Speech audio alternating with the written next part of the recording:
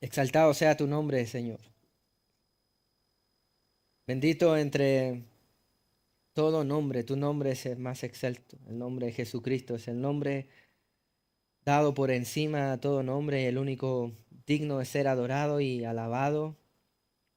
Te damos gracias, Señor, por el privilegio merecido de tantas cosas, Señor, que damos por obvias, por sentadas, la vida, el poder respirar, la salud, incluso a aquellos que tienen dificultad. Tú nos sigues sosteniendo, Señor.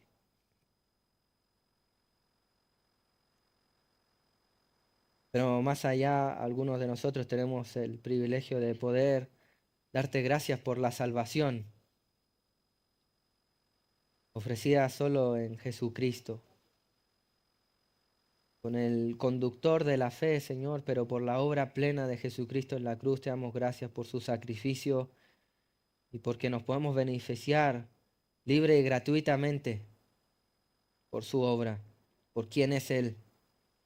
No por nuestra obra ni comportamiento ni creyéndonos buenos en lo absoluto, sino por su obra, no por nosotros, Señor. Tu palabra dice que nos amaste aún cuando nosotros éramos pecadores y te damos gracias por tanto, porque es tu misericordia y te alabamos, Señor.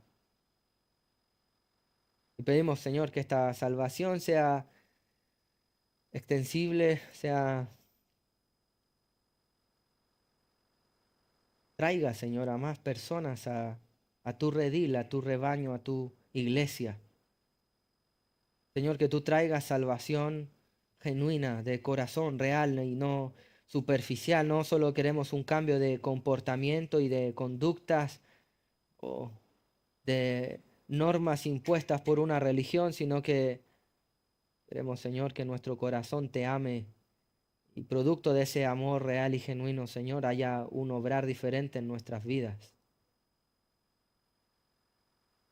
Señor, no nos permita ser como los que describen tu palabra, que en tu nombre evangelizaban y hacían toda clase de buenas obras, pero su corazón estaba lejos de ti, Señor. Nosotros queremos realmente en esta hora no solo escuchar un sermón, una predicación y un conocimiento técnico como oraba nuestro hermano Joao,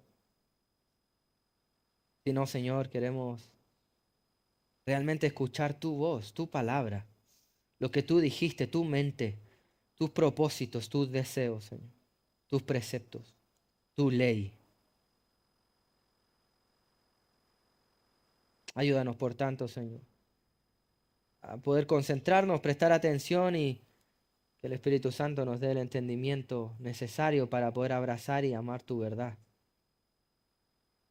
Yo también te pido, Señor, que me uses, aun a pesar de mi pecado y debilidad delante de mis hermanos, Señor, para hablar con claridad, con pasión, con el deseo de glorificarte a ti, pero también de bendecirles y que podamos entender tu palabra de manera genuina. Y que esto, Señor, santifique a tu iglesia.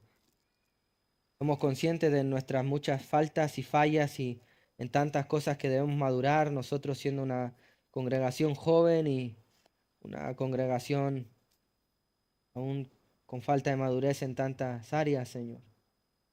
Pero confiando en ti, reposando en ti, que con nuestra esperanza en ti, en el que inició la buena obra y que es fiel para cumplirla. Ayúdanos, Señor, en esta hora. Bendícenos con tu palabra. En Cristo Jesús. Amén.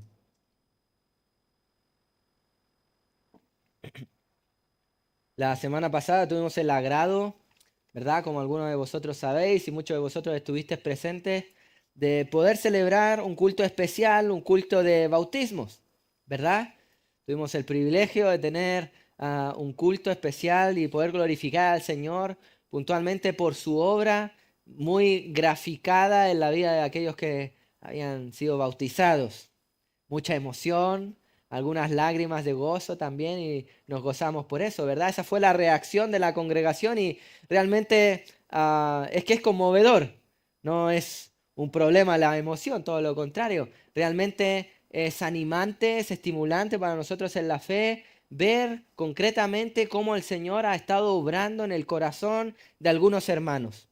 Pero no solo esto, también para todos los que fuimos bautizados, quizás ya hace un tiempo, ver el bautismo de otros nos hace recordar a nosotros y volver y saborear en nuestros labios en alguna manera, ¿verdad? Ese primer amor, y algunos también siendo desafiados por cómo estos hermanos se estaban dedicando y entregando su vida al Señor, cómo nosotros también hemos de refrescar dicho compromiso y un sinfín de reacciones, emoción, otros desafíos, gozo, gloria al Señor, ¿verdad? Esto fue lo que provoca el ver, quizás otra vez con nombre y apellido en la vida de algunos hermanos, cómo el Señor sigue transformando corazones, cómo sigue intrometiéndose en el corazón, en la mente, en la médula, si se quiere decir, realmente en la profundidad, no solo de conductas externas. No estábamos glorificando y reaccionando otra vez simplemente porque ahora había más gente viniendo a la iglesia y porque quizás querían servir en la iglesia. No, no eran conductas externas lo que celebrábamos, sino que realmente como algunos se declaraban hoy pecadores, necesitados de Cristo Jesús y desesperados en el buen sentido, de hecho, y aferrados solo a Él. Eso es realmente lo que nos conmovía, nos alegraba, nos emocionaba y nos desafiaba, ¿verdad? Todo eso es la reacción al ver otra vez la fe de otros, o lo que el Señor estaba haciendo en la vida de otros y en el buen sentido también deseando que el Señor continúe haciendo esa obra en nosotros, ¿verdad? Al menos esa fue la reacción general, lo que pudimos conversar con algunos de vosotros. Y qué gozo, qué gozo. Ahora, permítame tomar esto que es positivo, por supuesto, y encauzarlo a que esto no ha de ser solo el día de los bautismos.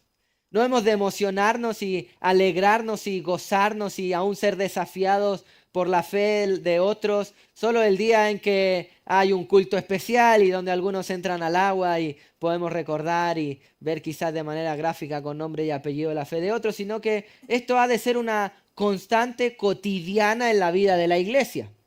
Básicamente, esto es realmente lo que el apóstol Pablo está evidenciando cuando le escribe en Tesalónica a sus hermanos, y al recibir noticias de ellos fue este tipo de reacción en la que él tuvo, algo parecido a lo que por la gracia del Señor tuvimos la semana pasada. Acompáñenme por favor a Primera de Tesalonicenses.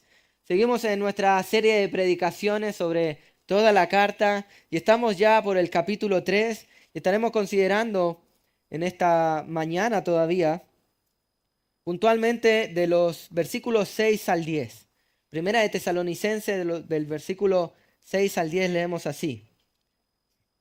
Primera de Tesalonicenses, capítulo 3, versículos del 6 al 10. Dice así: Pero cuando Timoteo volvió de vosotros a nosotros, y nos dio buenas noticias de vuestra fe y amor, y que siempre nos recordáis con cariño, deseando vernos, como también nosotros a vosotros.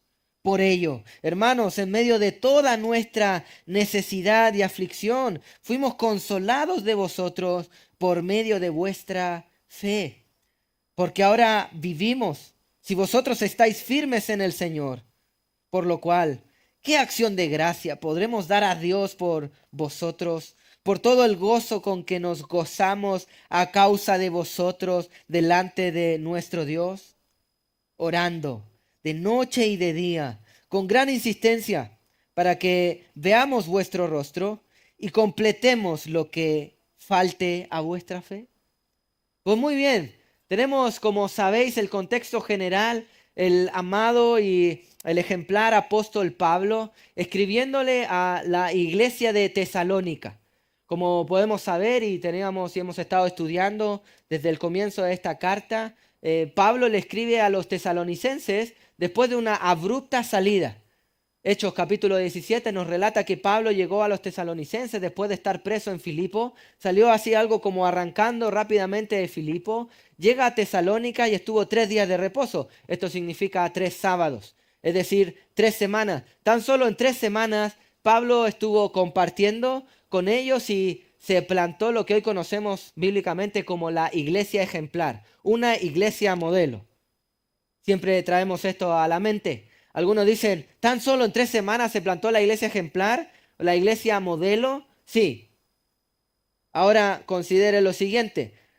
No es que estuvo simplemente 3 domingos con ellos, estuvo 3 semanas con ellos y hacíamos el cálculo rápido que quiero otra vez sacar a colación y no olvidarnos. Hermanos, muchos de nosotros, aún cristianos que llevamos años en la fe, solo escuchamos un sermón o vamos a la palabra una vez por semana en el culto del domingo. Si la predicación del domingo dura 1 hora, tú al año escuchas 52 horas simplemente de palabra del Señor, porque el año tiene 52 semanas.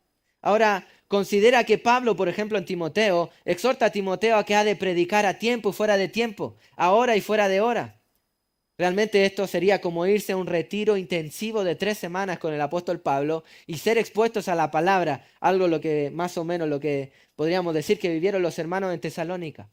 Yo me imagino a Pablo no solo predicando 1 hora al día, sino por lo menos 8 horas, siendo bajo, 9 horas. Yo me imagino ellos comiendo, hablando de la palabra del Señor, como algunos tenemos la costumbre también, gloria al Señor, ¿verdad? Mientras caminaban, mientras hacían cosas, antes de dormir, compartiendo preguntas y aprovechando la oportunidad de estar con uno de los apóstoles y ser confirmados en la fe. Entonces imagínate que el apóstol Pablo predicó 9 horas diarias. A 7 días de la semana son 63 horas. Y si eso lo hizo por 3 semanas son 189 horas. Si eso lo divides en las 52 horas que algunos simplemente son expuestos a la palabra en el año, Pablo predicó en 3 semanas lo que algunos de nosotros estuviéramos expuestos a la palabra en 4 años. Y esto lo tenemos que tener en consideración porque quieres tener una fe ejemplar, queremos ser una iglesia conforme al corazón del Señor, pues entonces tenemos que estar expuestos a la palabra del Señor en cantidad y calidad. Primera de Pedro, capítulo 2, versículo 2. Desead como niños recién nacidos la leche espiritual no adulterada, es decir, la palabra del Señor, pura, directa, no adulterada, sin aditivos, para que mediante ella crezcáis para salvación. El componente clave para el crecimiento de los cristianos es la palabra del Señor, pura. Es decir, calidad, pero también en cantidad, y podemos verlo reflejado en la vida de la recientemente plantada iglesia de Tesalónica. Ahora, una iglesia ejemplar no necesariamente es una iglesia madura. Pablo no está diciendo eso. Por supuesto que la madurez implica también tiempo.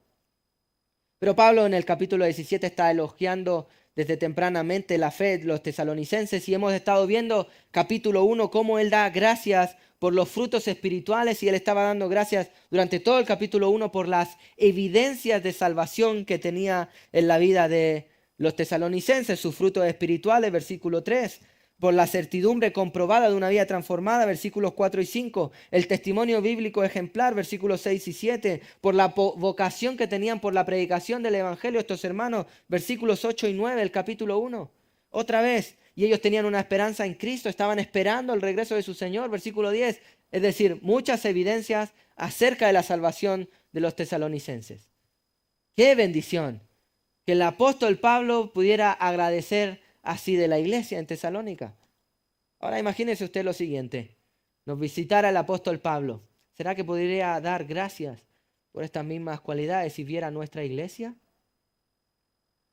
Si viera tu fe, podría dar gracias por tus frutos espirituales, por tu vida transformada, por tu testimonio bíblico ejemplar, por tu vocación por la predicación y por la esperanza con la que vives tu vida aguardando a tu Señor. No me respondas a mí. Porque no es solo el Espíritu Santo el que nos visita, sino que no es el apóstol Pablo, sino es el Espíritu Santo que no solo nos visita, sino que vive y mora en medio de los creyentes, de la iglesia. Hemos de tener esto en mente. El capítulo 2, Pablo comienza a transitar y hablar de su ministerio y estuvimos hablando sobre claves y marcas claras sobre un ministerio exitoso. Estuvimos viendo esas marcas de un ministerio exitoso en los primeros 4 versículos. También estuvimos viendo características verdaderas de, otra vez, valga la redundancia, un verdadero siervo de Dios. Los versículos del 5 al 8, marcas de siervo fiel y esta preocupación. Pero permítame detenerme en el capítulo 2, versículo 17. Anda conmigo ahí. Y en esos versículos, mis queridos hermanos, del versículo 17 al 20, está Pablo hablando sobre todo algo conjunto, algo que tenemos que tener presente a la hora de analizar los versículos que acabamos de leer. En el versículo del 17 al 20 del capítulo anterior, del capítulo 2, Pablo dio 3 evidencias de un amor genuino y maduro. Y estuvimos viendo que el amor genuino y maduro que hemos de tener mutuamente unos con otros está basado en primer lugar, versículo 17, en que el amor genuino y maduro se manifestaba en la comunión. El amor genuino y maduro anhela comunión. Fíjate tú, Pablo está diciendo que Pablo, Silvano y Timoteo, los escritores de esta carta, habían sido separados por un poco de tiempo de manera física de los hermanos, pero su corazón estaba con ellos. Pero de vista, pero no de corazón. Versículo 17, fíjate tú ahí. Él seguía guardando esa comunión espiritual, si se quiere llamar. Habían sido separados, pero ellos tenían todavía su corazón algo así como pegados, unidos. Esa era una comunión genuina y madura, una comunión, un amor realmente de corazón. Pregunta rápida, ¿es así tu amor por los hermanos presentes hoy en día o los miembros de esta congregación? ¿Estás pudiendo amarlo? Quizás tú me dirás, bueno, yo soy nuevo, hermano, bueno, ya tienes un motivo por lo cual orar y por lo cual trabajar.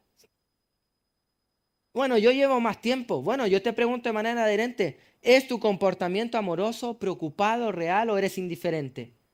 Esto es completamente a la apatía espiritual, al me da lo mismo el resto. Todo lo contrario, no es esa la actitud que nos muestra Pablo. ¿Queremos ser una iglesia madura como la iglesia de Tesalónica? Pues entonces debemos crecer en un amor genuino y maduro. Pero no solo esto. Fijémonos, versículo 18, el amor genuino maduro también era capaz de enfrentar oposición espiritual.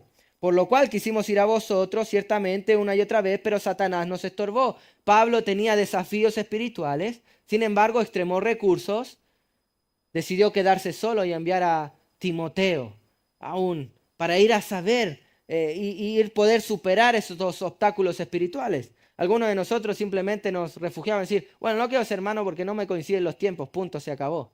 No, hermano. Realmente hemos de mostrar un amor genuino y maduro. Y la madurez va a superar obstáculos, como lo muestra el apóstol Pablo. Pero también nos muestra aquí que el amor genuino, maduro, encuentra su gloria en los creyentes y no en eventos.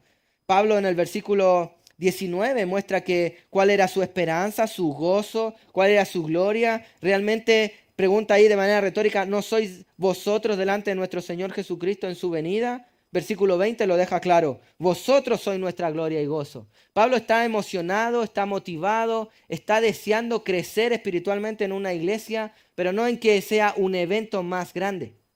No en que haya una alabanza en la iglesia, o que haya batería, que haya más músicos. ¿Qué tal si le ponemos trompetas? No, no es esa la evaluación que hace Pablo. Realmente él está diciendo que una iglesia crece en madurez cuando crece en amor genuino y maduro, y esto se manifiesta realmente como punto clave en el interés por las personas, ni siquiera por las finanzas de una iglesia, sino por la gente. ¿Conoces tú al resto? ¿Estás tú mostrando este anhelo de comunión? Perdón. ¿Está la iglesia, palabra fiel aquí en Pedrezuela, deseando y superando obstáculos espirituales para crecer en comunión?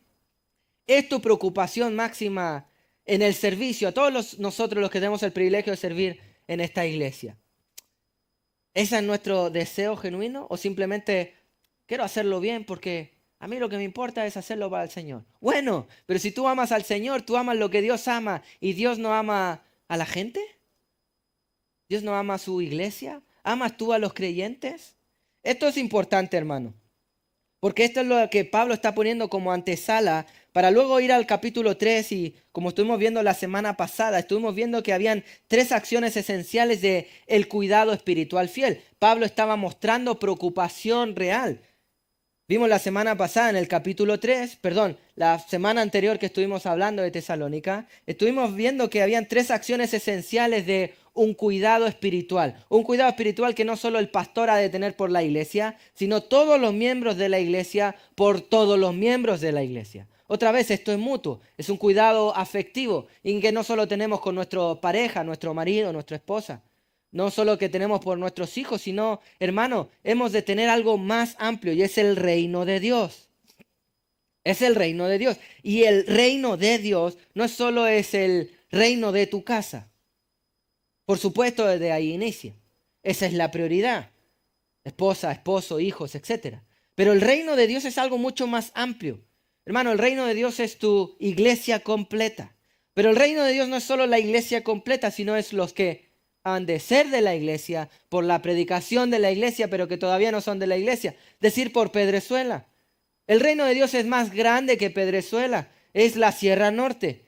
Es más grande que la Sierra Norte, es Madrid, es más grande que Madrid, es España, es más grande que España, es Europa, es más grande que Europa, es el Medio Oriente, es Asia, es todo rincón de la tierra que no conoce la palabra del Señor. ¿Esa es tu preocupación? Si tu respuesta es sí, déjame preguntarte dos cosas y no me respondas. ¿Cuánto oras por ellos? Y no acepto mucho, poco, más o menos. No. ¿Cuánto tiempo? ¿Cuántos minutos? ¿Cuánto tiempo cronometrado entras en tu habitación y oras por los perdidos? Y no solo esto, ¿cuánto oras por tus hermanos? No, yo oro por la iglesia. No, con nombre y apellido por tu hermano. Si yo pudiera preguntarte, explícamelo, dime cuánto tiempo. Pastor, qué severo. No, hermano, es que tenemos que crecer. Ese es un amor genuino y maduro. Una preocupación real, afectiva. Pablo estaba mostrando estas tres acciones espirituales de un cuidado real que todos hemos de tener. Y el primer cuidado, versículos 1 y 2 del capítulo 3, que era un sacrificio personal por la fe de otros. Había que sacrificarse. Fijémonos, por la fe de otros. Pablo, decimos en el capítulo anterior, que anhelaba la comunión, de modo que estaba dispuesto a sacrificarse personalmente por la fe de otros. ¿Por qué? Porque amaba a los hermanos. La segunda de estas tres acciones de un cuidado espiritual fiel era preparar al prójimo para el sufrimiento. Versículo 3. Fijémonos este capítulo a fin de que nadie se inquiete por estas tribulaciones. Pablo está preparando a los tesalonicenses para que sepan, hermanos, van a haber aflicción. Juan capítulo 16, versículo 33. El Señor diciendo algo muy honesto. Ven a Cristo y todos tus problemas se irán. Mentira, eso no dice ahí. Ven a Cristo y todo te saldrá bien. Sí, querido predicador mentiroso que está engañando a la gente de manera deshonesta para que vengan a su iglesia y luego pedirle ofrenda o algo así. No, la declaración de Jesucristo, Juan 16, 33, en el mundo tendréis aflicción. Qué honesto. Y si esto lo sabemos, hemos de prepararnos, eso es un cuidado espiritual. Queremos preparar a nuestros hijos para la vida, por supuesto. Por eso le vamos a enseñar a trabajar. Por último, que sepan hacer un huevo revuelto, ¿verdad? Algo así, para que se preparen para la vida. Bueno, y espiritualmente, el mundo está difícil. Prepárate espiritualmente con la armadura del Señor, Efesios capítulo 6. Y así tantas otras cosas. Pero eso no era todo. La tercera acción de un cuidado espiritual era una vigilancia activa de la fe frente al engaño. Versículos 4 y 5 del capítulo 3. Estamos con vosotros, estamos preocupados, Pablo dice, de las tribulaciones. Y él envía para consolar, para ver, para saber cómo estaba la fe. De modo que el tentador, dice ahí, parte final del versículo 5, el tentador no hubiese tomado provecho en algún sentido y el trabajo de Pablo haya sido en vano. Pablo sabía que Satanás está al acecho como león rugiente buscando a quien devorar, como dice el pasaje bíblico, ¿verdad? Entonces estábamos cuidando. Mis queridos hermanos, esta es una de las grandes preocupaciones que ha de tener toda persona que se digne de tener un cuidado espiritual por otro. ¿Qué estás escuchando? No todo predicador de YouTube con muchos suscriptores es un predicador fiel. Por lo demás, como decimos, nadie puede ser pastoreado por YouTube. No, es que además tengo sesiones de Zoom. Bueno, igual. ¿Pero y por qué? Porque el Zoom solo ve hasta donde quieres poner la pantalla o la camarita. Pero ¿y la vida? ¿Y la relación? ¿Y los hijos? ¿Y la preocupación? ¿De acaso puedes preocuparte algo de manera profunda, íntima, genuinamente madura, solo por Zoom? Es decir, se te acaba el internet y se acabó la relación. No, mis queridos hermanos. Esto no es así como funciona la iglesia. Y hemos de entenderlo porque todo esto repaso vital para entender los versículos que acabamos de leer, versículos del 6 al 10. Sí, tomé todo este tiempo para poner todo esto en antesala para que podamos entender de lo que Pablo esté hablando. En los versículos que acabamos de leer, versículos del 6 al 10, veremos hoy tres reacciones esperadas, tres cosas que deben fluir de un corazón, tres reacciones esperadas al ver la fe de tu hermano en la iglesia. ¿Qué queremos decir con esto?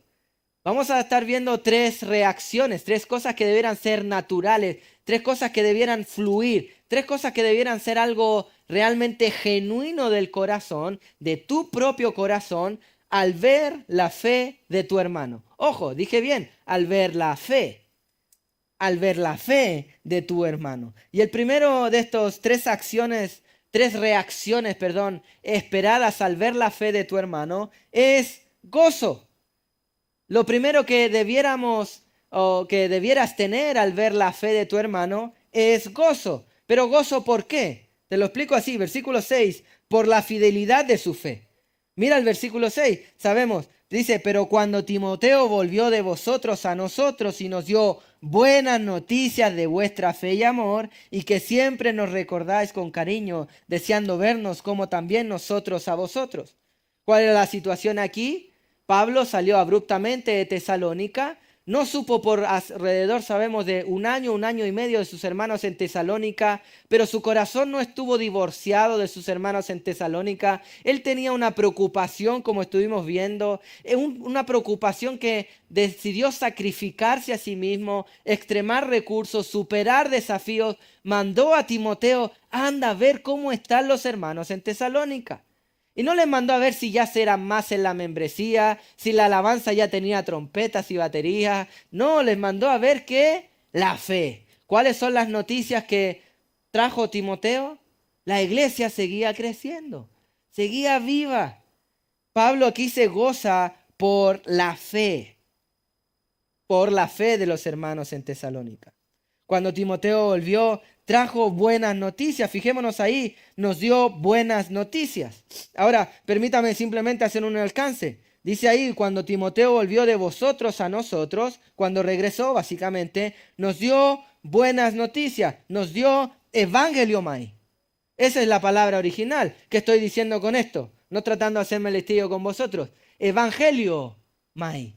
Terminación. Lo que está pasando realmente, Pablo está usando aquí la palabra que se usa para hablar del evangelio. ¿Qué es el evangelio? Las buenas noticias de salvación. Pablo está usando esta palabra tan especial como algo a la altura del evangelio de Jesucristo. Él está diciendo, cuando Timoteo volvió con las noticias de ustedes, y eran buenas noticias, eran algo equiparable al propósito de hecho del evangelio. ¿Cuál es el propósito del evangelio?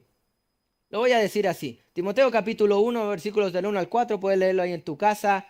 Realmente, hermanos queridos, el propósito del evangelio o el propósito de Dios realmente se puede resumir en dos. Evangelización, es decir, que los que no conocen a Cristo conozcan a Cristo para salvación. Y la otra, santificación. Que los que ya conozcan a Cristo conozcan más a Cristo y se parezcan más a Él. Santidad. ¿Qué es lo que el Señor quiere procurar y busca con el mundo? Salvación. Y con los que ya no son del mundo, aunque están en el mundo, que los libres del mundo. Santificación. Juan capítulo 17. Evangelización y santificación. De modo que cuando Pablo se enteró de los cristianos en Tesalónica y consideró su fe, dijo, esto es casi central para el evangelio. Él se está gozando, esto es parte del propósito del evangelio de Jesucristo. El evangelio de Jesucristo, mi querido hermano, no se acaba cuando alguien se bautizó y ya. ¿Verdad que no?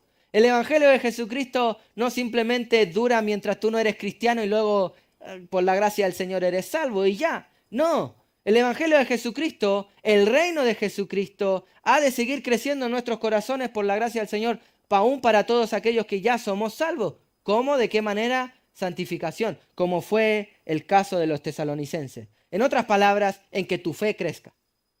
En que tu fe crezca. Ahora, analicemos esto rápidamente. Tú me puedes decir que tu fe crece. ¿Cómo podemos ver que tu fe crece? Los frutos. Por sus frutos os conoceréis. Como decía Santiago, oye, muéstrame tu fe por tus obras. Yo te mostraré mi fe por mis obras, es lo que está diciendo en este discurso que plantea Santiago. Realmente, si tu fe está creciendo, esto se va a traducir en buenas obras para la gloria del Señor. ¿Cuáles buenas obras? Las que Él creó desde antes de la fundación del mundo para que anduviéramos en ellas. Efesios capítulo 2, versículo 10. Hermanos, ¿estás creciendo en la fe? Eso se va a traducir, en otras palabras, en servicio.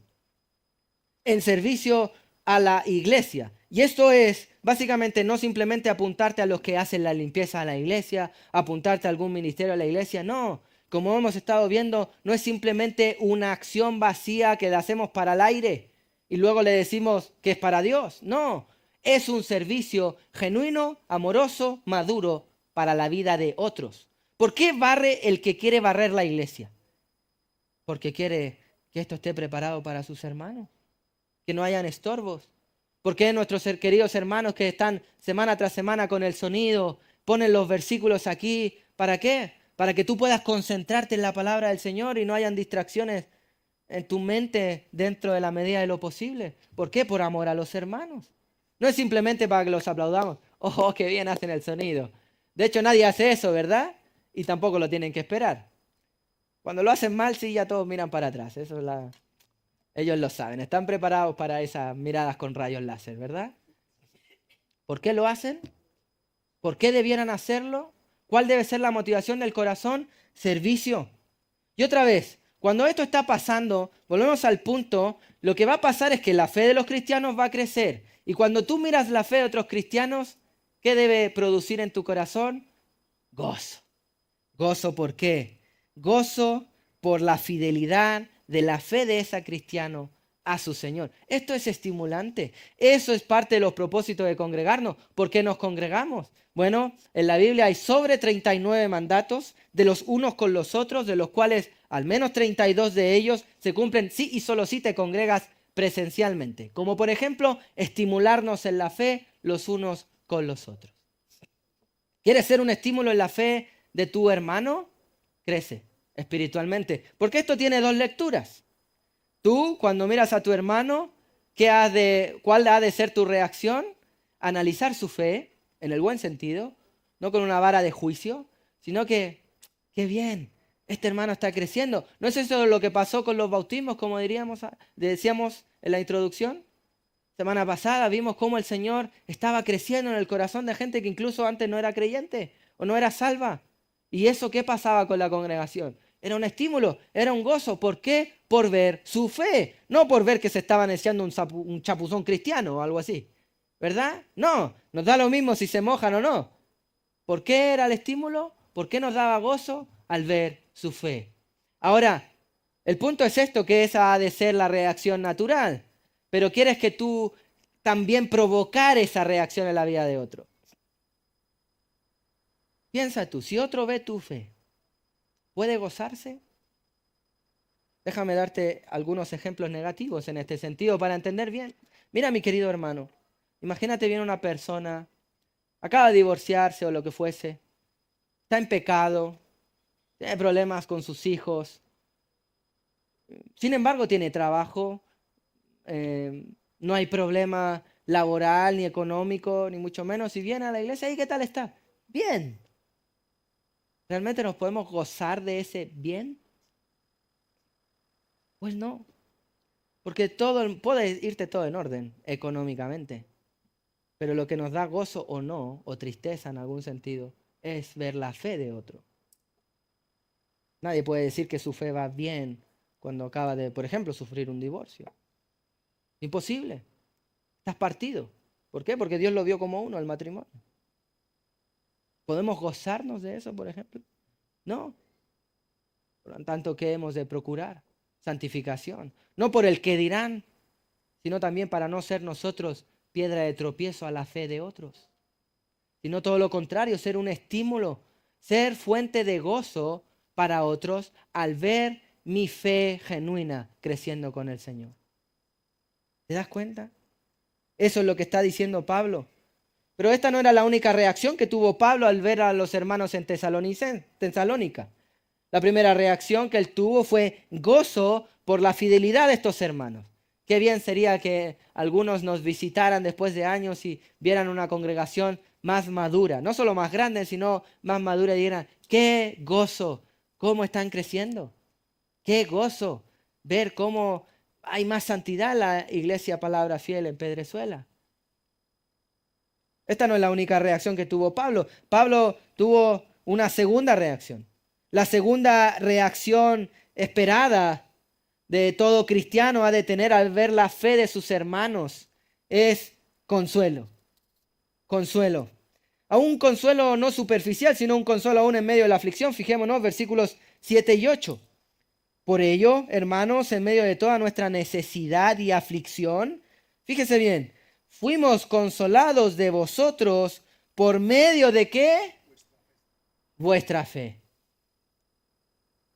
Pablo está diciendo que la segunda reacción que tuvo después de esperar noticias de sus hermanos, no sé de mis hermanos en Tesalónica hace un año y medio, y cuando Timoteo vuelve con las noticias, primero, qué alegría, siguen creciendo, qué bueno ver cómo guardan la comunión, quieren seguir, siguen pensando bien de nosotros, qué gozo al ver que siguen perseverando en la fe, pero no solo eso, ay Señor, qué consuelo tengo.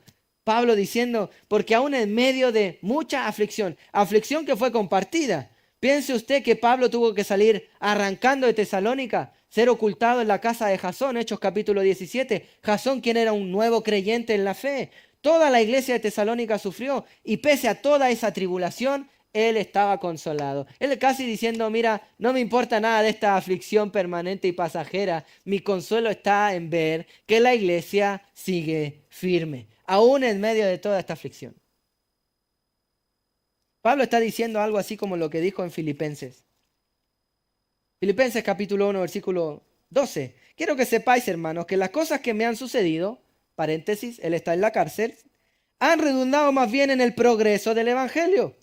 De tal manera que mis prisiones se han hecho patente en Cristo en todo el pretorio y todos los demás. He escuchado algunos sermones de este pasaje y tristemente se centran en la cárcel. Predican este pasaje, Filipenses capítulo 1, versículos del 12 en adelante. Pablo está en la cárcel y hablan de las prisiones y van a la antigua y al primer siglo. Las cárceles romanas eran bajitas, unas cloacas con humedad y te hablan todo el sermón de cómo en una cárcel. Pero Pablo está diciendo en este pasaje, mira, me da lo mismo la cárcel. No les habló de la cárcel, les habló del progreso del evangelio. Mira, todas esas circunstancias dan lo mismo. Incluso toda esa aflicción es pasajera. ¿Qué es lo importante? El progreso del evangelio. Eso consolaba a Pablo. Pablo dice, he tenido consuelo, hermanos. Hermanos, realmente, versículo 7, en medio de toda nuestra aflicción, realmente fuimos consolados de vosotros por medio de vuestra fe. ¿Cuál era el consuelo de Pablo? ¿Por qué Pablo lograba ir de ciudad en ciudad, algo así como de cárcel en cárcel? ¿Por qué valía la pena para Pablo todo esto? ¿Por qué? Con tal de que Cristo fuera formado en la vida de otros creyentes. Con tal de hacer crecer la fe salvífica en algún sentido y santificadora en el corazón de otros creyentes. Mira, hermano, como decíamos al principio, el Señor nunca prometió que todo iba a estar bien. Estos anuncios de predicadores falsos que quieren simplemente traer más feligreses a la iglesia, no sé con qué propósito, ¿no? Realmente, como dijimos, en el mundo hay aflicción. Pero el propio Señor Jesucristo en Juan capítulo 17, este pasaje capítulo, espero estar provocando ganas, porque ya lo he citado como 4 veces. Ganas de su lectura, puedes leerlo en tu casa.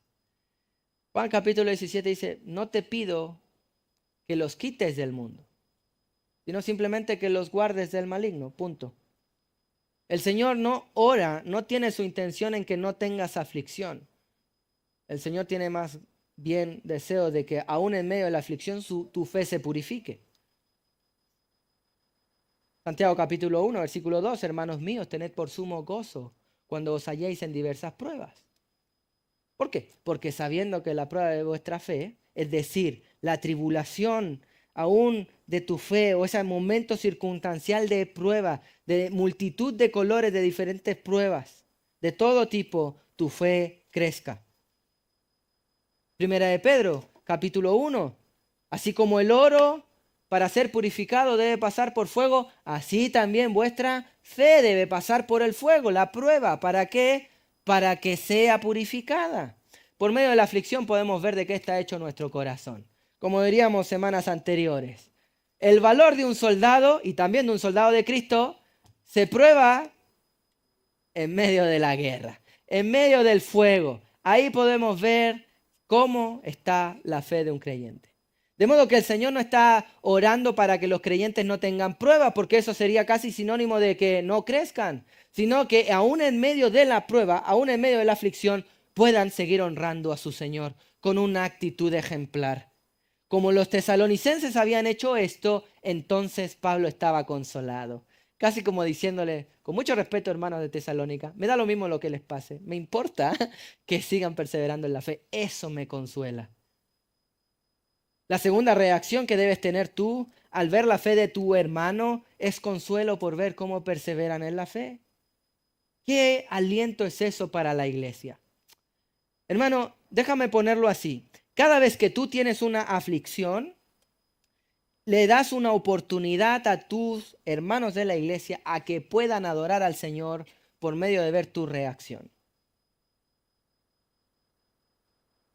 Cada vez que tú tienes una aflicción, estás teniendo una oportunidad de que tus hermanos adoren al Señor de manera profunda al ver tu reacción. O cada vez que tú tienes una aflicción, le estás dando una oportunidad de desaliento, de desánimo, aún puede ser una piedra de tropiezo para tus hermanos.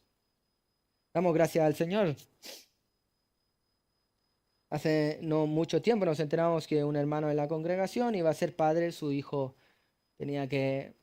iba a tener que ser operado, ¿verdad? Del corazón. Nada más ni nada menos que del corazón. Un corazón así de diminuto será. Apenas nazca. Qué gozo poder ver la reacción de estos hermanos glorificando al Señor, diciendo, el Señor es soberano, Él tiene el control, el Señor es bueno, seguimos sirviendo a nuestro Señor. ¡Wow! ¡Qué consuelo! ¡Qué estímulo para la fe! ¡Qué gozo! Y no es que nos gozamos de que el bebé está en problemas, no, nos gozamos al ver la fe de otro. ¿Será que otro puede gozarse así al ver cómo tú atraviesas la aflicción y la prueba? Esa ha de ser la reacción esperada de los hermanos, pero ha de ser genuina y madura, ha de ser real, de modo que para que esto suceda debe haber crecimiento espiritual. Fijémonos, versículo 8, porque ahora vivimos si vosotros estáis firmes en el Señor. Este consuelo era a tal punto, el consuelo que tenía por medio de la fe de los tesalonicenses, que le está diciendo, ahora vivimos si vosotros estáis firmes en el Señor. Pablo está usando esta frase, algo decir como, ahora sí que mi vida tiene sentido si vosotros estáis respondiendo maduramente en medio de la aflicción. Él está diciendo, realmente mi vida tiene este sentido. Ahora sí que estoy viviendo. Ahora sí que antes estaba como en agonía al no saber de vosotros, pero ahora he recobrado la fuerza vital en algún sentido. Ese es el sentido de lo que Pablo está diciendo aquí en el versículo 8. Ahora sí que sí. Ahora todo tiene sentido. ¿Cuándo? Cuando vosotros estáis firmes en el Señor. No hay cosa que le dé más gozo a un pastor que ver una iglesia madurando.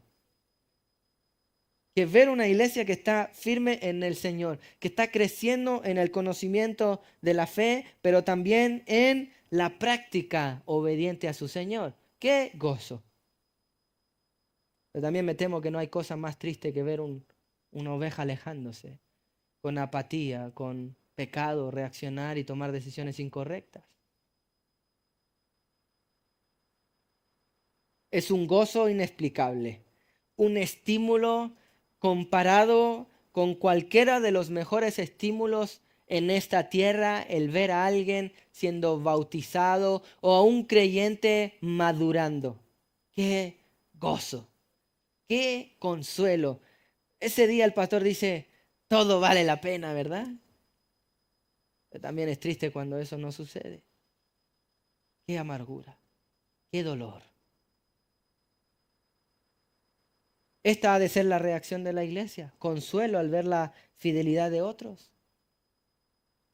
Pregunta, ¿tienes ahí tu corazón? A veces uno se consola, bueno, no pasa nada, hermano, total, tienes trabajo y casi que nos consolamos con eso. No, hemos de poner los ojos en lo espiritual para que nuestra reacción sea espiritual. Esa ha de ser tu preocupación. Tú no vas a tener ninguna de estas reacciones si tus expectativas o tus deseos o tu mirada no está en eso. No está en lo espiritual, sino que solo en lo superficial. Ahora la segunda pregunta es, ¿estás siendo tú un estímulo de consuelo para la reacción de otros cristianos? Puedes responderle a tu Señor. La tercera reacción esperada al ver la fe de tus hermanos en la iglesia es una oración ferviente. La primera reacción, gozo por la fidelidad de su fe. La segunda reacción es un consuelo, un aliento, una esperanza al ver también su fe en medio de la aflicción. Y la tercera reacción que debes tener sí o sí por cualquier hermano al ver su fe es oración ferviente. ¿Por qué? Por más crecimiento espiritual. Fijémonos, versículos 9 y 10. Pablo se gozó, Pablo fue consolado, sin embargo eso no lo dejó ahí solamente. Versículo 9, por lo cual él está preguntando retóricamente, ¿qué acción de gracia podremos dar a Dios por vosotros? Él, aún al ver todas estas buenas noticias, irrumpe en deseo de dar gracias a Dios. En primer lugar, da gracias a Dios porque Él no se da gracias a sí mismo. De modo que todo esto fue fruto del Señor, ni siquiera de su trabajo, ¿verdad? Ni siquiera de su propio esfuerzo.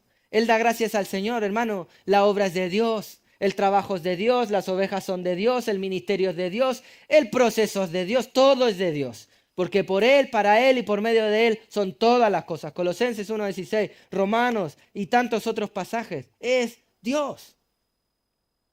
¿A quién debemos dar gracias cuando vemos hermanos en la fe creciendo? Qué bueno el trabajo de los maestros. No, damos gracias al Señor por la vida de los maestros de la iglesia, pero ¿de quién es la obra? De Dios. Pablo lo decía así en otro pasaje de la Biblia. Uno siembra, otro riega. ¿Y el crecimiento quién? Dios.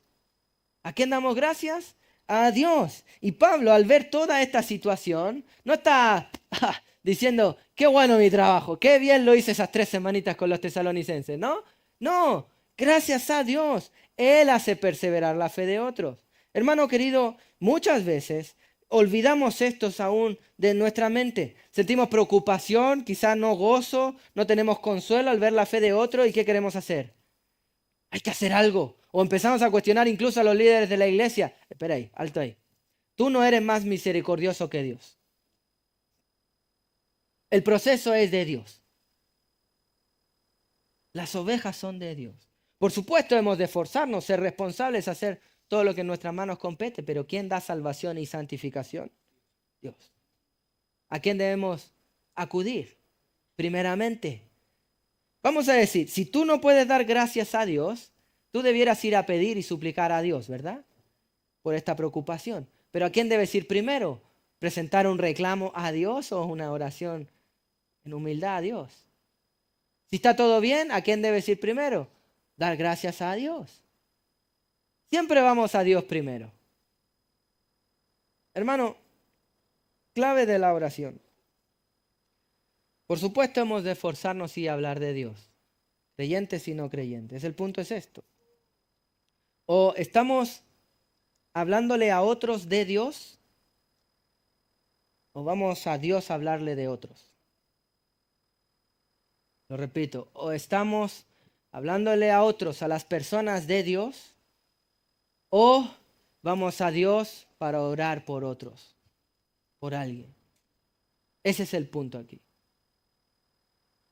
Pablo ve a los creyentes e irrumpe en oración, en este caso de gratitud, pero él está diciendo, fijémonos, voy a tener acción de gracias a Dios. ¿Por qué? Por el gozo que me produjo vuestra fe, el consuelo que me produjo vuestra fe. Nos gozamos, ¿cierto?, de vosotros delante de nuestro Señor. Yo no me gozo delante de las personas, me gozo otra vez en intimidad con Dios. ¿Y cómo me gozo? Fijémonos, versículo 10, orando de noche y de día, persistentemente, no ocasionalmente, sino constantemente, de noche y día, con gran insistencia, es decir, un doble énfasis de perseverancia, para que veamos vuestro rostro. Pero mira, no es solo para ver a los hermanos físicamente.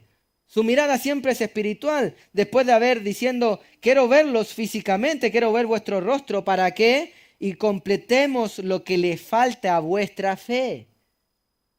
Pablo quería ver a los hermanos, no simplemente para compartir una barbacoa, darse un abracito y ya. ¿Cuál era el propósito de Pablo por querer estar con los hermanos? Completar en los hermanos lo que le faltaba a su fe. Es decir, Pablo está orando y tiene una intención, que los ejemplares hermanos de Tesalónica sigan creciendo. Es decir, la tercera reacción esperada que debieras tener cuando ves la fe de tus hermanos es oración por su crecimiento espiritual, independiente de cuál sea sus circunstancias. Constantemente. Queremos orar por otros. ¿Por qué quieres tener comunión con los hermanos? ¿Por qué queremos que abunden los cafés, los almuerzos, las barbacoas? Estamos disponibles para invitaciones, ¿verdad? Todos. ¿Amén? ¿Por qué? Simplemente para decir, qué rica la carne. O para hablar, ¿qué tal tu trabajo? ¿Muy pesado? ¿O estás pensando en cambiarte? Y hablar otra vez, superficialmente, efímeramente. No. Hermano, ¿cómo está tu fe? ¿Cómo podemos orar por ti para crecer? Tienes que crecer. Hermano, ninguno de nosotros, ni siquiera los tesalonicenses, habían alcanzado ya la meta, sino que debían seguir avanzando. Por supuesto, Filipenses 1:6, el que inició la buena obra será fiel en completarla. Pero no quiere decir que va a ser hoy. Es el día de Cristo. El día de Cristo puede ser hoy o puede ser constantemente hasta que Él venga. El punto es que es constante. Pablo decía de sí mismo, no pretendo yo haberlo alcanzado ya, sino que sigo extendiéndome a lo que viene, sigo creciendo, sigo avanzando en la carrera de la fe. ¿Alguno de nosotros ya alcanzó la estatura del varón de Cristo para dejar de orar por él? ¿Verdad que no? ¿Qué debemos hacer entonces? Orar por el crecimiento espiritual de la iglesia. Mi querido hermano, déjame ponerlo así con un ejemplo práctico. Si la iglesia en este proceso de cambio de local ora más por el cambio de local que por el crecimiento espiritual de los miembros de la iglesia, hay un pecado. ¿Verdad? Qué bueno que el Señor puso este pasaje en este tiempo. Él soberanamente lo ha puesto aquí. Estamos predicando todo Tesalónica, ¿verdad? Gloria al Señor. ¿Cuál ha de ser nuestra reacción al pensar en la iglesia? Oración. ¿Por qué? Para que tengan mejores trabajos, para que hayan trompetas y batería en la alabanza, para que haya más ministerios abiertos. No, no, eso no es sinónimo de crecimiento. ¿Por qué debiera ser nuestra oración? Por crecimiento espiritual, versículos 9 y 10. ¿Te das cuenta? 3 reacciones que debieras tener al pensar en tus hermanos, al ver la fe de tus hermanos en la iglesia. Gozo por la fidelidad de su fe, consuelo aún en medio de la aflicción al ver su fe, y oración para que su fe crezca. Hermanos, estás analizando, pensando, estás acercándote así a tus hermanos. Hay algunos que están creciendo espiritualmente y tristemente hay una apatía espiritual en algunos probablemente que ni siquiera les da gozo, les da lo mismo. Ah, qué bien. Ah, se bautizó. Yo igual, hace como 20 años. Si no tienes gozo al ver el crecimiento espiritual de otro, se acaba de delatar tu corazón. Estamos teniendo consuelo al ver la fe de otros como pasan fielmente, estoicamente por medio de la aflicción? Si has respondido mal a la aflicción, lógicamente no podemos tener gozo. Estás acercándote a otros, a tus hermanos y considerándoles en la fe también para poder reaccionar con oración para ellos, una oración genuina, madura, real, para que haya crecimiento espiritual. Y te hago las mismas tres preguntas al otro lado. Cuando alguien ve tu vida, ¿puede sentir gozo al ver tu fe? Cuando alguien ve tu vida, ¿puede sentir consuelo al ver cómo superas la aflicción con tu fe? Cuando alguien ve tu vida, está pensando en que debe orar por ti porque realmente sigues siendo un bebé espiritual y no estás creciendo en la fe, de modo que ora con un sentido de angustia por ti en vez de gozo y para que siga creciendo. ¿Te das cuenta, mi querido hermano? Pablo vio la fe de los tesalonicenses y se gozó, tuvo consuelo y tuvo oración de gratitud. Tres reacciones esperadas. Tres reacciones idílicas. Idílicas no lo digo como utopía, porque esto sí es posible. Y te voy a decir por qué es posible. No por tu buen pensamiento, sino porque el Espíritu Santo puede morar en la vida de nosotros y llevarnos a esto. Esto es posible no en tus fuerzas, sino en Cristo Jesús. De modo que si no estás viviéndolo así, debes arrepentirte. Debes pedirle al Señor, Señor, sálvame. Señor, corrige mi corazón. Señor, santifícame. Entra en mi corazón, lléname y hazme ver la realidad con ojos espirituales y no superficiales. Mi querido hermano, todo esto es vital para que la comunión en la iglesia crezca y haya una comunión genuina y madura. Capítulo 2, versículos 17 al 20. Todo esto es vital para que tomemos cartas en el asunto y hayan las tres acciones del cuidado espiritual fiel: sacrificio personal por la fe de otros, preparar al prójimo para el sufrimiento y así pueda mostrar una fe aprobada en medio de la aflicción. Podamos vigilar de que no sean desviados del camino santo del Señor y los libremos del engaño. Y para que podamos tener tres reacciones esperadas, tres reacciones ejemplares, tres reacciones positivas al ver la fe de otros. ¿Quieres que esto sea natural? ¿Quieres que realmente tener gozo cuando ves la fe de otro, consuelo cuando pase por la aflicción? ¿Quieres orar por gratitud por el crecimiento espiritual de tu hermano? Pues entonces nos toca sacrificarnos, nos toca amar genuina y maduramente, nos toca tener en presente por lo menos del capítulo 2, versículos 17 al 20, capítulo 3, versículos del 1 al 5. ¿Cómo está tu fe? ¿Siendo de gozo, consuelo, estímulo de gratitud para la vida de otros? ¿O lo contrario?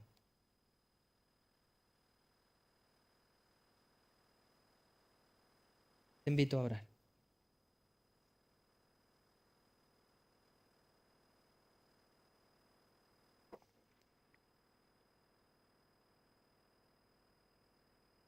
Señor, nosotros le pedimos que esta reacción, esto que ha de ser un fruto espiritual, natural, en nuestros corazones al ver la vida de otros, sea eso, algo genuino y natural, pero no divorciado de la intencionalidad. Señor, y sabemos que nosotros no podemos controlar ni modificar la conducta de otro hermano. Eso solo lo puedes hacer tú, pero Señor, también entendemos que tú deseas hacerlo con nosotros mismos, de modo que podamos contribuir desde esta manera a la santificación de la iglesia. Podamos aportar desde nuestra fe, Señor, que hayan estas reacciones de manera genuina y natural en la iglesia. De modo que nosotros pedimos, Señor, que tú nos hagas fieles en la fe para poder estimular el gozo de nuestros hermanos. Señor, que tú nos mantengas firmes en la fe, aún en medio de la aflicción, para que los hermanos sean consolados en sus corazones de ver cómo tú nos cuidas. Señor, nosotros oramos por nuestro crecimiento espiritual, para que esto pueda provocar oraciones fervientes de gratitud en la vida de nuestros hermanos y que podamos seguir creciendo así.